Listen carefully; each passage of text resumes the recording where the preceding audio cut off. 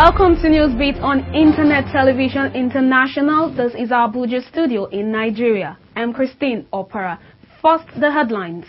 Goodluck Jonathan promises increased support to the Nigerian army. Reps say House may not pass FOI bill. Ex-militants embark on training in Norway. Details in a bit.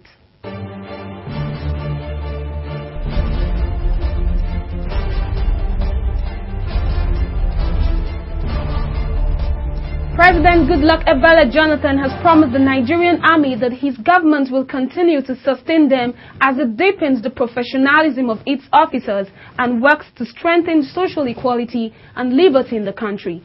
He made this statement yesterday at this year's Nigerian Army Day celebration, which took place at the Eagle Square in Abuja. Dr. Jonathan cautioned the officers and soldiers of the Nigerian army to shun all forms of ethnic and religious sentiments in the discharge of their duties. The president appraised the Nigerian army for its devotion and subordination to civil authority and encouraged the nation's armed forces to continue to maintain high level of professionalism, which has earned Nigeria a good name and enhanced her status in the international community. He added that government will build on the peace efforts of late President Umaru Yar'Adua in the Niger Delta region by providing infrastructural development. President Goodluck Jonathan presented 14 distinguished post-service medals to deserving awardees comprising 7 retired and 7 serving soldiers, some which included the Sultan of Sokoto, Sa'ad Abubakar, the Primate of the Anglican Communion in Nigeria, Nicholas Oko, and anti-corruption activist Ishola Williams, retired. The Chief of Army Staff, Abdulrahman Dambazao, thanked Mr. Jonathan for his deep commitment to the competence and professionalism of the Nigerian Army and the armed forces in general, and pledged the Army's loyalty to the President and the Nigerian people. The occasion witnessed colorful parades and regimental displays by battalions of the Nigerian Army, as well as the presentation of the Chief of Army Staff COAS Commendation Award to 6 officers and 9 soldiers. The House of Representatives Committee on Information and National Orientation yesterday said it cannot guarantee the passage of the Freedom for Information Bill before the end of the current session. Chairman of the committee, Honorable Ahmed Wadada, disclosed this during a chat with members of the House Press Corps. To be desirous of an objective, and of course, it is another thing for that objective to follow the process of maturity. The process of maturity here, as far as the Freedom of Information Bill is concerned, is of course legislative process. So Nigerians should be a little patient on this. We shall do the needful. Wadada, who assumed the headship of the Committee on Information barely 3 weeks ago, said that contrary to the belief in some circles, legislators in the House of Representatives were not opposed to the bill. No member of the National Assembly,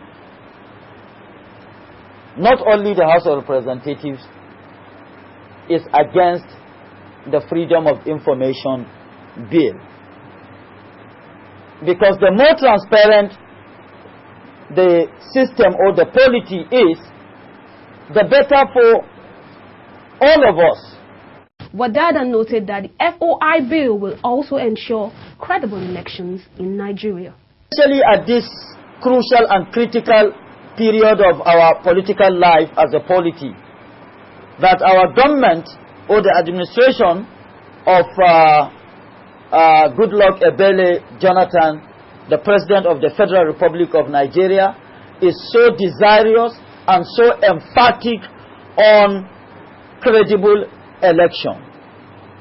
Credible election is not achievable, will not be achievable anywhere in the world without the citizens of that polity or that country being well informed. So as a matter of concern, and of course in the discharge of our responsibilities, all hands must be on deck. The government must make sure that all our information agencies are well equipped contemporarily enough to stand to the challenges of the day. According to the lawmaker, both the government and the governed will benefit from the legislation as it will enhance free flow of information about the activities of government. Former militants now undergoing rehabilitation training program in Obubra, Cross River State, would be sent to Norway to undergo seafarer training after the rehabilitation exercise. This was made known by the Special Assistant to the President on Niger Delta Affairs, Timi Alaibi, yesterday during a visit to the camp. Mr. Alaibi said the federal government was resolute to providing them with useful skills and advised the men to use the prospects offered by the training to reintegrate into the society. He warned the trainees against disorderly behavior and politicking in camp. He advised those with complaints to bring them forward for consideration, saying he was at the camp to encourage them. One of the trainees, Alapiki Obed, who spoke on behalf of his colleagues, appealed to government and its representatives to be sincere in the amnesty program. Training and reorientation of the trainees have since commenced after the former militants completed registration procedure. They were checked into camp on arrival last week and issued with toiletries, mattresses, pillows and beddings. Each of them got a pair of jean trousers, 2 t-shirts, some tablets of soap, bedroom slippers, and are fed twice a day at the camp. The Assistant Inspector General of Police Zone 2, Mr. Azubiko Uda, says the police is making progress in unraveling the assassins of Otumbo Dikpo Dina, as 2 suspects have been detained in connection with his killing and were still in police custody. He said the Federal Criminal Investigation Department, FCID, was currently handling the case as it has been transferred to it by the Ogun State Command. He stated that the inter-border robberies along the major roads in Lagos and Ogun states have been considerably on the low since he assumed office in January.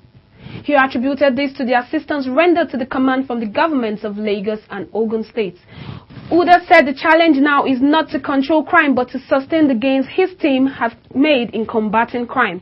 It will be recalled that Dina, a frontline politician from Ogun State and Action Congress gubernatorial candidate in the 2007 general election, was killed in Ota, Ogun State on January 25th.